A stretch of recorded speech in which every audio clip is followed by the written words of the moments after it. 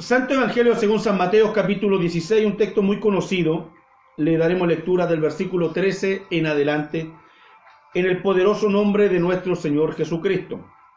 Viniendo Jesús a la región de Cesarea de Filipo, preguntó a sus discípulos, diciendo, ¿quién dicen los hombres que es el Hijo del Hombre?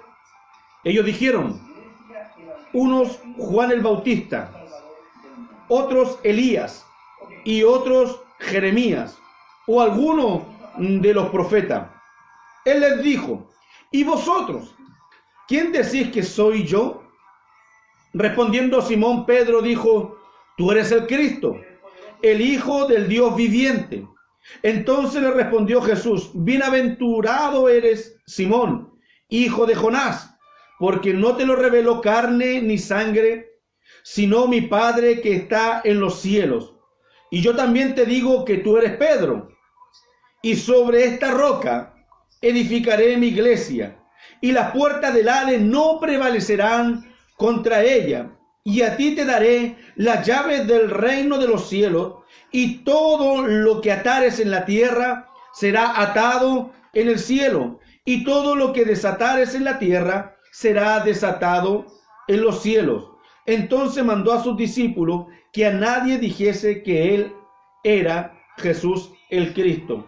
Desde entonces comenzó Jesús a declarar a sus discípulos que era necesario ir a Jerusalén y padecer mucho de los ancianos, de los principales sacerdotes y de los escribas, y ser muerto y resucitar al tercer día. Amén.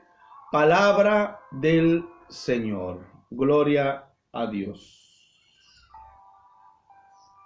Amén. Bueno, Dios bendiga a nuestro hermano Felipe también, quien se ha unido a la transmisión. Hermano Felipe Rojas de Rancagua, muchas bendiciones para él. A Carolina Rosa Ugalde, Dios le bendiga mucho. Ella es mi esposa, que también muchas bendiciones. Y como les decía, este texto bíblico es muy conocido en el ambiente evangélico, en esta tremenda confesión de Pedro sobre quién es Jesús. Y aquí hay varios detalles que nosotros podemos ver y varias cosas que nosotros podemos analizar, como por ejemplo, cuando Jesús le pregunta a sus discípulos, ¿quién dicen los hombres que es el Hijo del Hombre? Entonces ellos dijeron, uno Juan el Bautista, otros Elías y otros Jeremías o alguno de los profetas.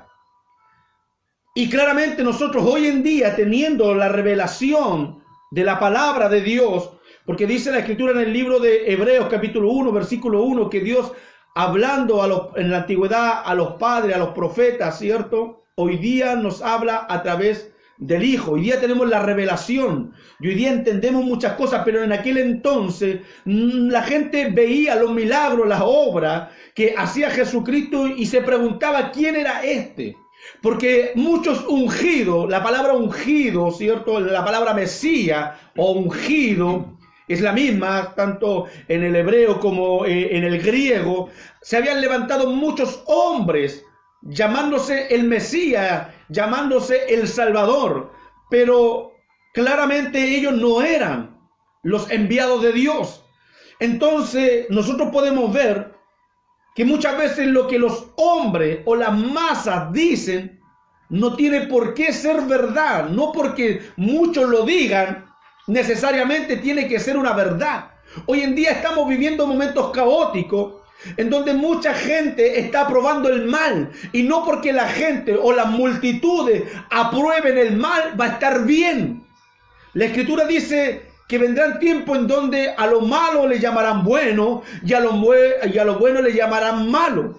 No porque mucha gente diga algo, ese algo será verdad.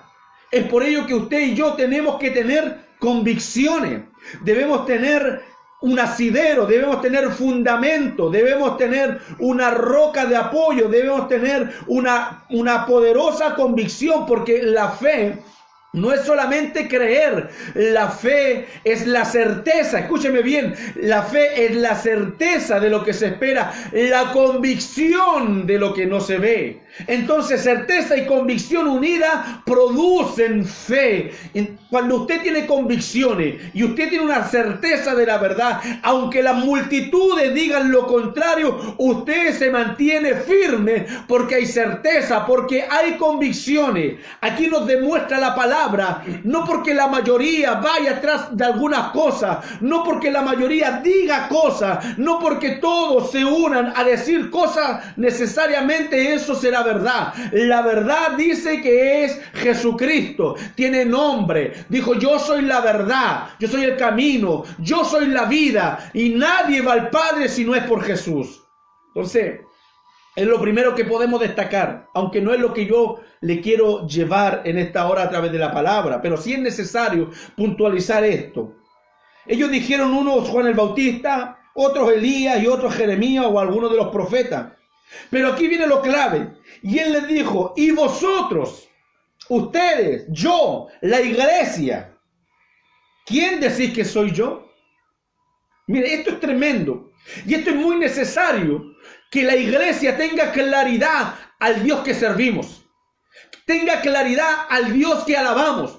Tenga claridad en quién hemos depositado nuestra confianza. Porque Jesús es digno. Cuando nosotros hablamos de dignidad, quiere decir de que un hombre o una persona ha dado fe en el tiempo constante, en su reputación y en su testimonio, para que nosotros podamos depositar la fe y la confianza en Él. Jesucristo es digno de confianza, porque Él ha demostrado a través del tiempo de que Él es fiel, de que Él es verdadero, de que Él no miente, de que Él, cierto, siempre está dispuesto para atender el clamor, para atender a sus hijos, para atender a su creación. Él siempre ha estado dispuesto. Él es digno de confianza, Él es digno de ser alabado, porque Él ha demostrado de que es el único Dios verdadero. Todo el resto, todo lo demás es idolatría, todo lo demás es invención del hombre, todo lo demás, cierto, es creación humana.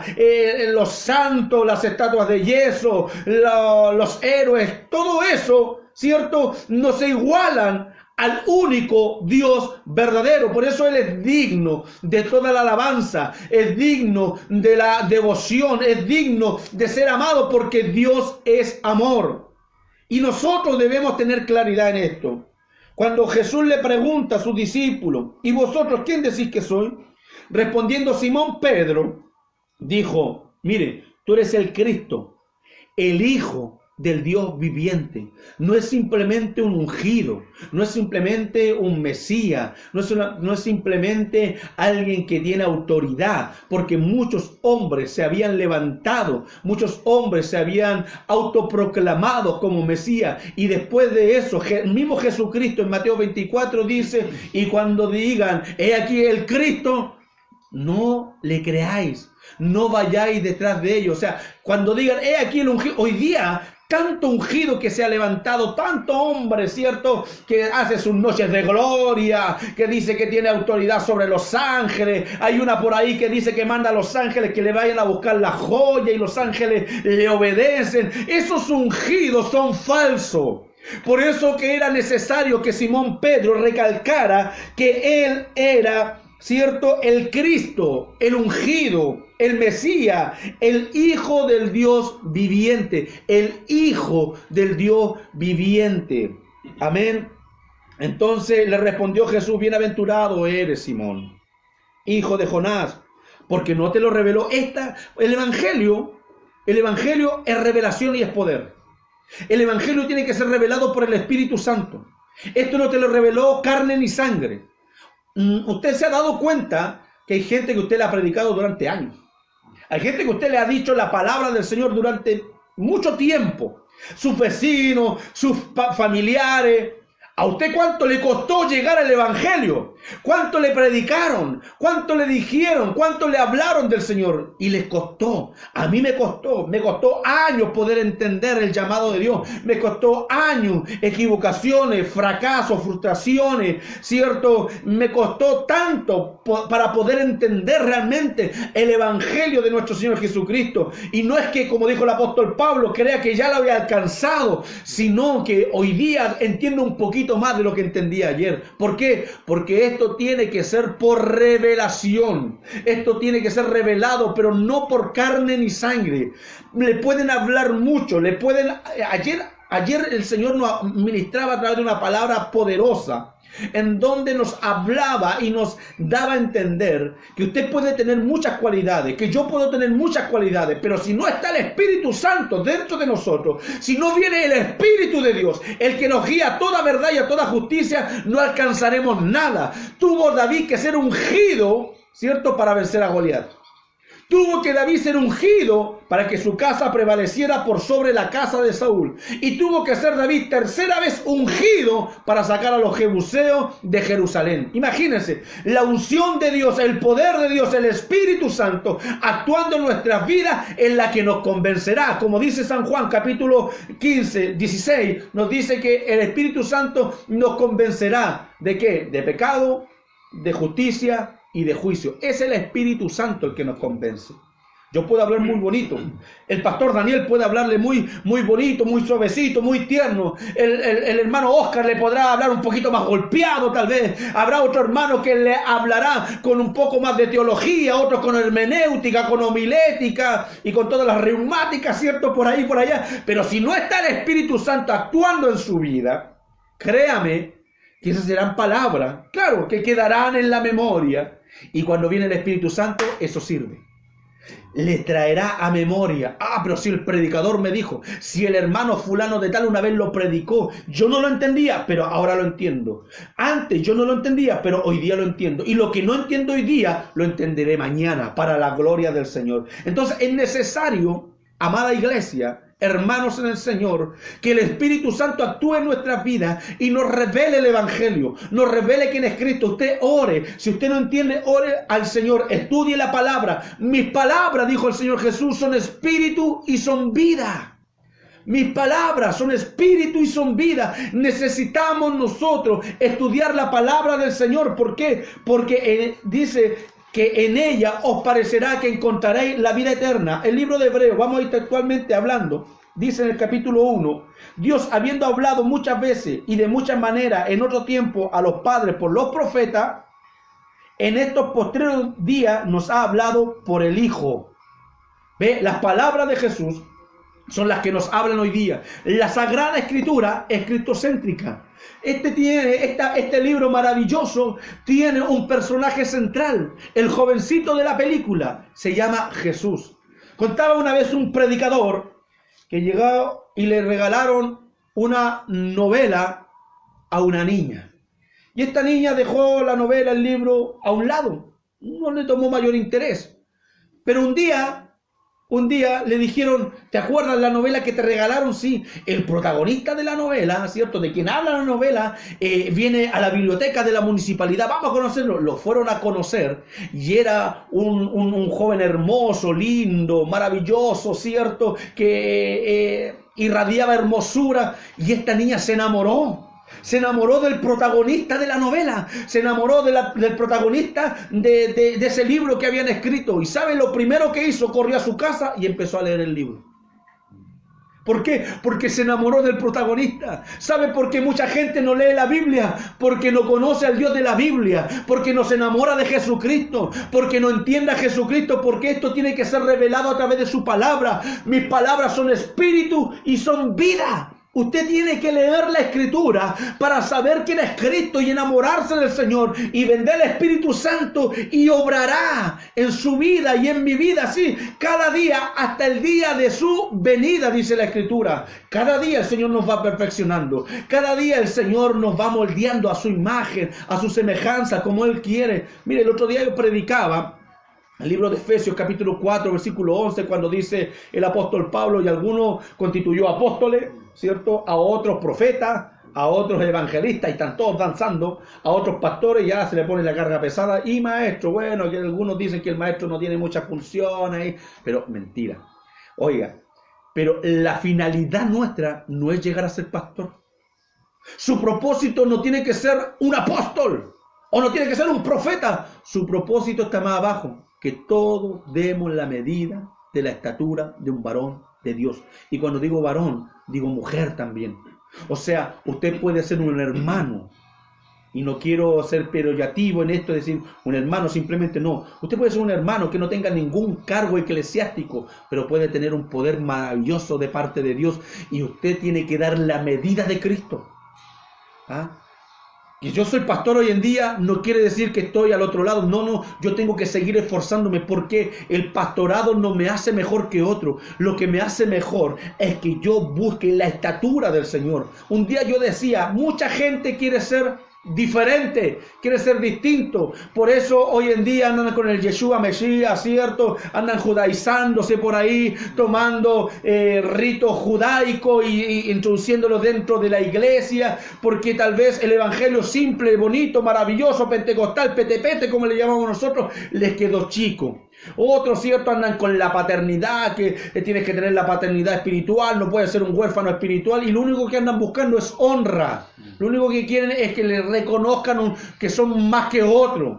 ¿Ah? Esos son modas, lamentablemente, pero no es doctrina de Dios. La doctrina, dice la Escritura en el libro de Hechos, capítulo 2, versículo 42, que la iglesia de Jesucristo, la iglesia primitiva, se fortalecía primero en la doctrina de los apóstoles. Doctrina, que es la enseñanza de Jesucristo, que le entregó a sus apóstoles, y sus apóstoles, ¿cuál era la función de los apóstoles? Explicar la doctrina. Así como en el Antiguo Testamento la función de los profetas era explicar la ley, en el Nuevo Testamento la función de los apóstoles era explicar la doctrina de Cristo. Entonces hay 4 pilares fundamentales en la iglesia primitiva. Dice, la doctrina de los apóstoles, la comunión los unos con los otros, el partimiento del pan y las oraciones. Hay gente que ora pero no tiene doctrina, entonces no sabe lo que está orando. Por eso que el mismo apóstol Santiago decía, ¿cierto? Oráis, ¿cierto? Y no recibí. Porque no sabemos pedir, porque no sabemos orar, porque no entendemos lo que es una oración. Entonces cuando el salmista decía, como el siervo brama por las corrientes de las aguas, así clama por ti, oh Dios. Mire, un clamor tremendo. ¿Ah? Pero ese clamor, mire, hay una interpretación de este Salmo 42, cuando el siervo busca agua y la encuentra, brama. ¿Sabe por qué? Porque le anuncia a sus otros siervos, a los otros siervos, ¿dónde está el agua? Él encontró el agua que andaban buscando. Recuerde que en el Medio Oriente el agua es escasa. Entonces cuando gritaba, bramaba, le decía al otro, aquí hay agua. Usted tiene que bramar, decir, el que tenga sed, dijo Jesucristo, se paró en medio, ¿cierto? Finalizando la fiesta de los tabernáculos, se para en medio de la multitud y dice, el que tenga sed, venga a mí. Mire, habían pasado 7 días de fiesta y el último día de la gran fiesta se para Jesús y dice, el que tenga sed, venga a mí. Entonces, cuando nosotros comenzamos a beber de esta agua, de la palabra del Señor, comenzamos a beber de la Escritura, la boda de Canaán, ¿cierto? Cuando Jesús convierte el agua en vino, algunos me dicen, bueno, ¿y cómo Jesús tomó vino? Yo le digo, bueno, convierte el agua en vino y después te lo tomáis, porque ese vino va a ser santo. Entonces, cuando Jesús convierte el agua en vino, dice que antes de eso, llena unas tinajas de piedra. Eso simboliza el corazón del hombre. El corazón del pueblo de Israel estaba tan endurecido, 400 años sin voz profética. Mire, si esa hojita en blanco que usted encuentra en su Biblia, entre el Antiguo Testamento y el Nuevo Testamento hay una hoja en blanco, eso simboliza 400 años de silencio. Entonces los corazones de los israelitas se habían endurecido a tal punto que Jesús ahí lo simboliza como esas tinajas de piedra. ¿Y qué hace con las tinajas de piedra? La llena ¿de qué? De agua, que es la palabra del Señor. Y esa agua, cuando es necesario, cuando Dios lo necesita, cuando el contramaestre lo necesitaba, se convirtió en vino, en el Espíritu Santo de Dios. Imagínese, usted llene su corazón, es que pastor no entiendo, no importa, vendrá el Espíritu. Vendrá el Señor y le mostrará y le revelará, porque insisto, el Evangelio es revelación y poder. Cuando se le revela el Evangelio a su vida, usted tendrá poder. Y recibiréis poder cuando haya venido sobre vosotros el Espíritu Santo. Entonces, mire, está todo encadenado, está todo concanetado en el Señor, en el Espíritu. Y Pedro recibe esta revelación que no es de carne ni de sangre. Si a usted le cuesta que un hermano, un amigo, un vecino, un pariente crea la palabra del Señor, ore y pida al Espíritu Santo que lo convenza. Y el otro día teníamos a un predicador peruano que está en Ecuador, en la sierra ecuatoriana, y me decía, pastor, aquí llegué y me decían, la gente, hemos predicado por años y la gente no se convierte. Yo hice una pura predicación, una simple predicación, y mucha gente aceptó a Jesucristo. ¿Qué pasó? ¿Tengo más poder que los otros? No. Recuerde, Pablo sembró, Apolo regó, pero el crecimiento lo da el Señor. Ya hablábamos con un hermano, nosotros por años hemos predicado en La Pintana, por años hemos predicado en Peñalolén, y usted no ve muchos frutos tal vez, pero tal vez Dios tenga que mandar a otro a aquel lugar, a Peñalolén. ¿Se ha dado cuenta que cuando viene un dominicano acá a Chile, le florece la iglesia? Y usted ha predicado por años y no pasa nada, pero viene un dominicano. ¿Pero por qué no prueba usted ir a otro lado a predicar? ¿Por qué no prueba usted ir a hacer misiones a otro lado? Porque así actúa Dios, imagínese. Entonces, este pastor de Perú va a Ecuador, predica y la gente cree. Y los hermanos decían, pero nosotros hemos predicado por años y nunca se han entregado a Cristo, y ahora usted viene, predica y se entregan al Señor. Es que Dios actúa de esa manera. Dios aquí así lo hace. Pero pregúntese, pastor, ¿cuántos se le han convertido en Perú? ¿Ah? Entonces nosotros predicamos aquí en La Pintana, pero tal vez si salimos de nuestra comodidad, si salimos, cierto, de nuestro estatus de confort en Peñalolén, en la Pintana, en Santiago, y nos vamos un poquito más al sur, un poquito más al norte, a lo mejor ahí está la bendición. Porque el Espíritu Santo hace como Él quiere. Y el Espíritu Santo le revela, cierto, lo que el Padre quería que supiera Simón Pedro y sus discípulos. Dice la palabra del Señor que cuando le responde Simón Pedro, Jesús le dice, bienaventurados. ¿Cuántos son bienaventurados? ¿Cuántos sienten la bienaventuranza? De entender las cosas del reino. Bienaventurado eres Simón, hijo de Jonás, porque no te lo reveló carne ni sangre. Oiga, qué tremendo esto. Qué maravilloso. ¿Cuántas veces usted ha leído un texto bíblico y no lo ha entendido y de pronto lo leyó de nuevo por enésima vez? ¡Wow! Y se abrió su mente y entendió y comprendió. Pero si esto yo lo había leído antes, ahora lo entiendo. Porque el Espíritu Santo está actuando. Porque el Espíritu Santo está fluyendo en su vida. Gloria a Jesucristo. Y dijo, y yo también te digo que tú eres Pedro, y sobre esta roca, ¿qué cosa? Sobre Cristo, el Hijo del Dios viviente. Sobre esa declaración, dice, edificaré mi iglesia. Y las puertas del Hades. Miren, ellos estaban en Cesarea de Filipo. Cesarea de Filipo tiene la particularidad que en unas montañas hay dos grandes cavernas, las cuales ellos decían que eran la entrada al Seol, al Hades. Que por ahí entraba, cierto, el dios Hades en Cesarea de Filipo. Y estando frente a esas dos puertas, esas dos entradas, Jesucristo le dice, ni aun las puertas del Hades, ni aun lo que crean los demás, ni aun lo que piensen los demás. Si nosotros tenemos la convicción, por eso yo le hablaba, que la gente puede decir muchas cosas. Hoy en día se pueden contar muchas historias, mucho misticismo, ¿cierto? Algunos se saben la Biblia y no son cristianos, se la saben al revés y al derecho. Y algunos le debatirán. Recuerde que el diablo se sabe la Biblia, pero de tapa a tapa. Si con la palabra va, ¿cierto? Y le debate y trata de tentar al maestro. Imagínense. Entonces, que alguien se sepa la Biblia no quiere decir que sea cristiano o que esté aprobado. Y que usted crea tampoco, porque los demonios creen y tiemblan. Usted tiene que ser discípulo. Yo tengo que ser discípulo. Hay una gran diferencia entre creyente y discípulo. Tenemos que ser discípulos de Cristo. Tenemos que ser discípulos del Señor. Entonces, cuando viene el Espíritu Santo, y le revela esto a Pedro, Jesús le dice, y sobre esta declaración, y sobre esta verdad, y sobre esta revelación, iglesia, busca la revelación de Dios, busca la revelación del Padre, busca la revelación del Evangelio, iglesia amada. Porque cuando tengas la revelación de Cristo en tu vida, ni las puertas del Hades, escúcheme bien, ni la muerte te podrá hacer frente. Y siempre lo he dicho, aquel que vence la muerte puede enfrentar de mejor manera la vida. Gloria al Señor. Aquel que vence la muerte, dice el Señor Jesucristo, el que cree en mí, aunque esté muerto, aleluya, vivirá. Es decir, los que creemos en el Señor Jesucristo hemos vencido la muerte. Los que nos hacemos discípulos del Maestro, hemos vencido la muerte. Entonces cuando usted ya no tiene temor a la muerte, porque si vivo, para el Señor vivo. Y si muero, bueno, para el Señor muero. Lo importante es que soy de Cristo. Parafraseando un poco al apóstol Pablo.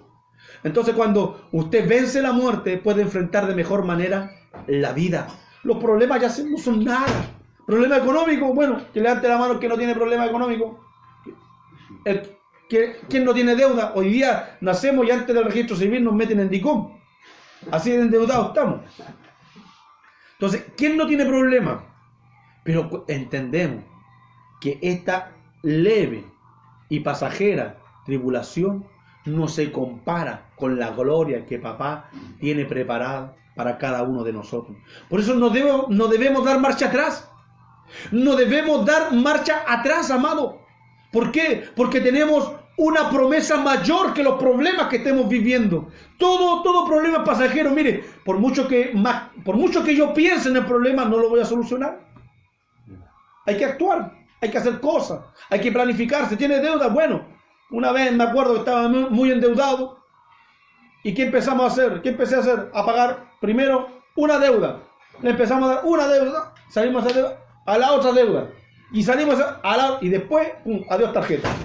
Hoy día con mi esposa, con la familia, hemos tomado la decisión de no endeudarnos más. Para la gloria del Señor. O sea, tenemos para comprar, lo compramos. No nos alcanza, juntemos un poco más. Al otro mes nos alcanzó, sí, ahora lo compramos. ¿Por qué? Porque cuando estamos endeudados, oiga que sufrimos. Oiga que se sufre. Por eso, amados en el Señor, los problemas no se comparan con lo que Dios tiene para nuestras vidas. Necesitamos esa revelación, necesitamos esa roca, sobre esta revelación, dice, edificaré mi iglesia. ¿Quién la edifica? Cristo edifica la iglesia. Mire, no sé cuánto tiempo tengo, pero el Facebook es ilimitado, no tiene 8 horas. ¿Alcanzaremos en 8 horas? Gloria al Señor. Miren lo que dice la Escritura en 1 Corintios, capítulo 3, versículo 10 en adelante.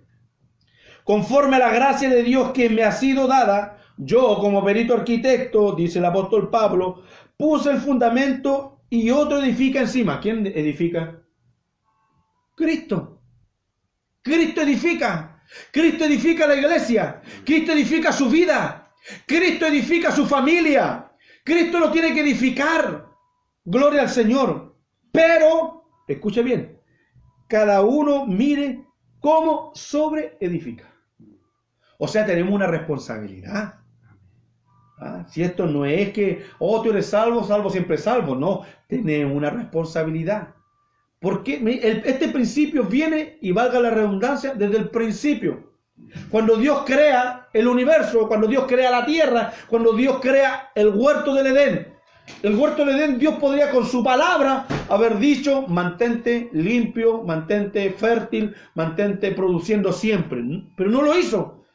¿Qué hizo Dios? Creó al hombre y lo puso en el huerto del Edén. Y lo puso por administrador. Y le dijo al hombre, ¿cierto?, que lo guardase y que lo labrase. Una función. El huerto podría haber dado solo. Si Dios hubiese querido, Dios hubiese dado la orden, ¡pum! Pero no, ¿qué es lo que hizo Dios? Puso una responsabilidad. Entonces el Evangelio también tiene una responsabilidad suya y mía. Dios establece los principios, pero es nuestra responsabilidad también el poder actuar y sobre edificar. Dice el apóstol Pablo, algunos sobre edifican con oro, otros con plata, otros con piedras preciosas, otras con madera, con hojarasca. Pero sepa cada uno, ¿cierto?, que la obra de cada uno será aprobada por el fuego. Entonces, ¿qué es lo que hace el fuego? Amada iglesia, ¿qué es lo que hace el fuego? El fuego, la candela. El fuego, ¿qué es lo que hace? Los metales nobles los purifica. Y los metales que no son nobles, los elimina. Imagínense. El fuego, el oro lo purifica, pero la madera lo consume. Entonces, usted sepa con qué está edificando. Mire bien cómo está sobre edificando.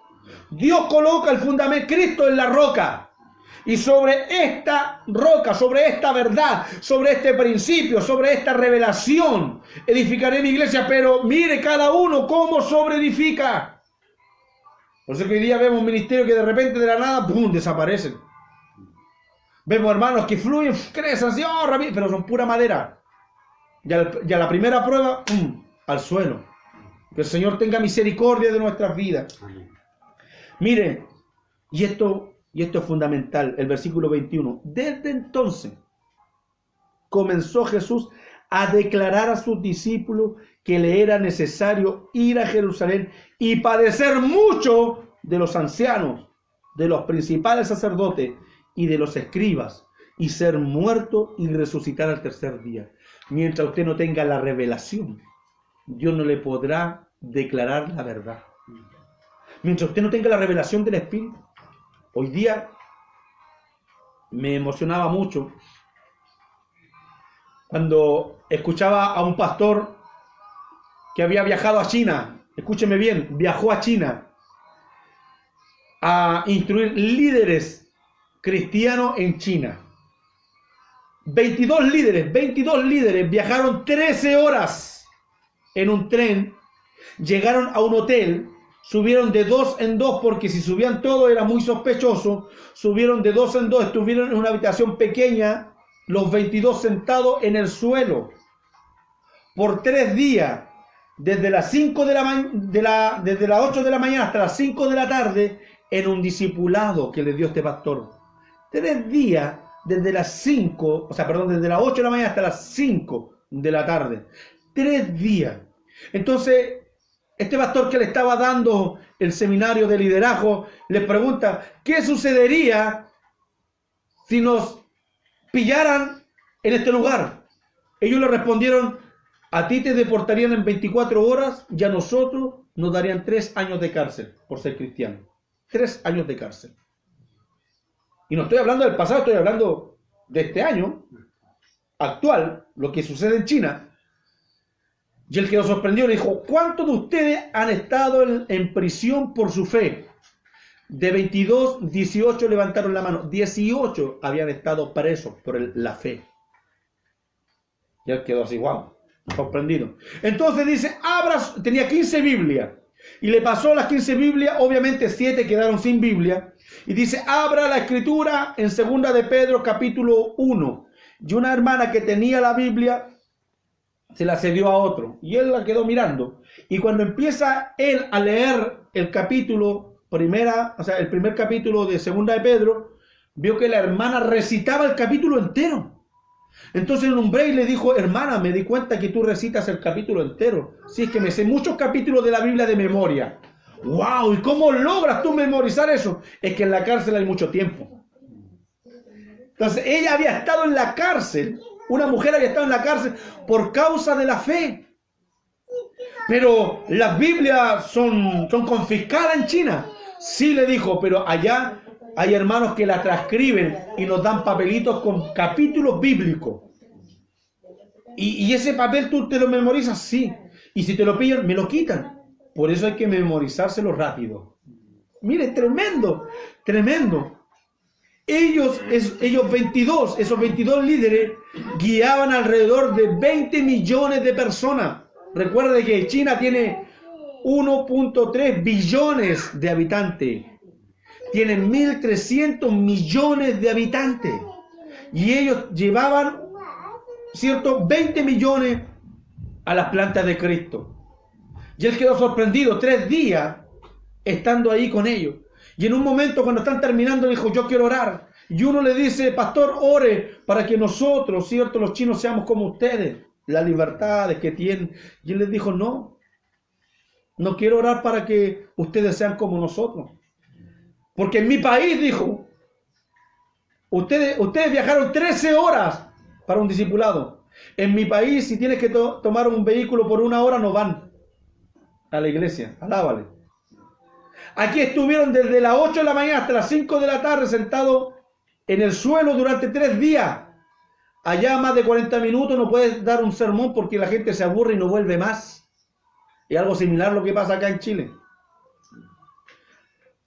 Decía, en mi país hay un promedio de 2 Biblias por familia y no se lee ninguna de las 2. Ustedes se memorizan textos bíblicos en papel antes que se los quiten. Entonces yo quiero orar para que mi país sea como ustedes. Gloria al Señor. ¿Se da cuenta? Cuando ellos conocen al Señor, cuando estos hermanos chinos conocen al Señor, se enamoran de Dios, hacen pero lo imposible por conocer más y más de Dios. Y nosotros nos cansamos. Antes que viniera el tema de la pandemia, el Espíritu a mí me ministraba y me amonestaba. Y yo le decía a la gente de mi iglesia, hermano, adore a Dios, porque tal vez el día de mañana no estarán las puertas abiertas. Estuve como 2-3 meses hablando de esa manera. Y hasta que llegó esta situación. Las puertas están cerradas de los templos. Hoy día muchos se lamentan del templo y no iban al templo. Y cuando iban con desagrado. Porque no estaba la revelación, no tenían la revelación a qué Dios servían, a qué Dios alababan, a qué Dios honraban, no sabían, no lo conocían, no lo entendían, no estaba la revelación del Espíritu. Y hoy día se lamentan. Es como lo que está pasando en el Congreso, en donde nos están quitando la patria potestad de los niños. Pero cuando realmente podíamos guiar a nuestros hijos, ¿qué hicimos con ellos? No, déjalo, es que no lo vaya a afectar psicológicamente, no lo castigue, no le quite, que después le va a pasar un trauma, no, déjelo que vea nomás esa serie, si después, ¿qué tanto le hace el Peppa? ¿Qué tanto le hace el Mickey Mouse? Y ahora que nos quieren quitar la patria potestad, wow, estamos asustados, porque el Estado va a conducir. Oiga, lo que usted no le ha enseñado a sus hijos, el mundo se lo enseña distorsionadamente. Entienda, amada iglesia, el hermano Jung, yo le quiero recomendar este libro, siempre lo recomiendo, El hombre celestial. El hermano Jung, el día que se casó en China, era buscado por ser cristiano. Y el oficial civil, cuando ve el nombre y lo revisa, le dice, espéreme un poquito, revisa y consulta su nombre. Y en un abrir y cerrar de ojos llegó la policía, 5 años preso. El día que se casa, lo meten preso.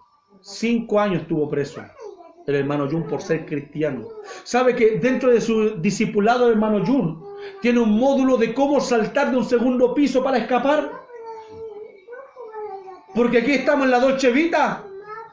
Aquí estamos happy. Es que el pastor no me saludó, no hay mal, iglesia. Es que la hermana mira cómo se viste. El hermano mira lo que me dijo. Y eso nos hace soltarnos de la fe. ¡Qué terrible, iglesia! ¡Qué terrible, iglesia! Necesitamos la revelación de Cristo, necesitamos la palabra del Señor. Necesitamos realmente ponernos los pantalones. Como hijo de Dios, nuestro país está en crisis moral, en crisis ética. Estamos en una crisis política y estamos en una crisis espiritual. Cuando tendríamos que haber cerrado filas con lo que pasó con un pastor en la plaza de armas, ¿qué hicieron? No, es que el hombre es así. Lo que se siembra se cosecha. No, es que... Y somos chaqueteros. Ojo, que no lo tomaron preso por predicar, sino porque no entregó el carnet. Imagínense. En vez de cerrar filas, ¿somos familia o no somos familia? Cuando pasa algo a mi esposa, cuando le pasa algo a las niñas, ¿sabes? Yo no la expongo, yo doy cara. Yo digo, vecino, espérate un poquito. ¿Qué pasó? Ya, yo voy a hablar con mi esposa, yo voy a hablar con las niñas y después converso yo con usted. Yo doy cara. Así tiene que ser enseñada la iglesia. No tenemos que ser chaqueteros. Estamos en una crisis terrible. No, estamos en un cuerpo fraccionado. ¿Sabe por qué? Porque hablamos de unidad y queremos que la unidad sea todos se unan a mí. Que todos piensen como yo. Oye, a mí me gusta la calle, al otro hermano a lo mejor no le gusta la calle, pero va al hospital y predica en el hospital. Otro va a la cárcel, gloria al Señor. Otros tienen el templo hermoseado. Hay hermanas que son muy buenas para orar. Hay otras hermanas que son muy buenas para, es cierto, hacer estudios bíblicos. No todos tenemos que hacer lo mismo. Somos un cuerpo. Pero todos debemos estar unidos en el Espíritu. Y sabe, el Señor ministraba mi corazón y entendí lo que es la unidad. ¿Sabe lo que es la unidad? Andarán dos juntos si no estuviesen de acuerdo. Usted andará junto con el Espíritu si no está de acuerdo con lo que el Espíritu quiere hacer. Por eso necesitamos la revelación. Cuando tengamos la revelación, ahí recién, hermanos, aquí nadie ha sufrido. Este país, mire, si usted ve la historia de este país, hace 50, 40 años atrás, éramos el tercer país más pobre de Latinoamérica. El país más pobre de Latinoamérica. Los que somos más adultos, ¿cierto? Nos recordamos de las zapatillas Dolpito. Las Tigres, ¿se acuerdan de las zapatillas Tigre? Que nuestro mayor anhelo era tener unas zapatillas No Star. ¿Se acuerdan de los Paradas 111? ¿Se acuerdan de ir a comprar aceite en bolsa? Cuando iba con la bomba y le sacaban aceite y le echaban una botellita. Éramos el tercer país más pobre de Latinoamérica. Pero la comodidad no ha hecho mal. Oye, ¿quién sufre? Tenemos hambre, dices. El pueblo se está muriendo de hambre. Necesitamos el 10%. Por eso, hermano, entiéndame, no lo que diga la gente es la verdad. No porque multitudes digan, no estamos muriendo de hambre. Le dieron el 10%, lo primero que compraron, arrasaron con los Smart TV. Arrasaron con los celulares. Arrasaron con los computadores. Así están matando el hambre. Entonces, entendamos, estamos en una crisis tremenda. Y es donde la iglesia tiene que levantarse con una voz profética. Tenemos que levantarnos. Miren, nadie ha sufrido por el evangelio en este país. Si usted entendiera la persecución que hay en África, la persecución que hay en el Medio Oriente, la persecución que hay en Asia. Si usted entendiera cómo matan a los cristianos, cómo los golpean, no solamente no fuera nada que los mataran, sino que los torturan, los sacrifican, los queman vivos. Pero eso no va a acontecer con su vida ni con mi vida si no tenemos la revelación. Después que le fue revelado, escúcheme bien, después que le fue revelado quién era el Cristo, desde entonces Jesús le comenzó a decir lo que tenían que padecer. ¿Se da cuenta? Si usted no tiene la revelación de Cristo, había un predicador que dijo una vez, si quieres tener una vida tranquila, reposada, ¿cierto? Sin sobresalto, aléjate de Dios. Aléjate de Dios. Si tú no quieres padecer, aléjate de Dios. Porque dijo el apóstol Pablo, el que quiera vivir piadosamente sufrirá persecución. Para esto tenemos que tener la revelación del Señor. Amada iglesia, y cuando uno tiene la revelación de Cristo en nuestras vidas, la revelación de la palabra, la revelación del Evangelio, ni las puertas del Hades, nada te puede detener. Nada te puede detener, porque en Cristo somos más que vencedores. Que el Señor de paz y amor les bendiga en este día. Yo quiero bendecir al Señor por esta hermosa oportunidad que Él me da de predicar la palabra de Dios. Bendecir a mi pastor Daniel a la distancia.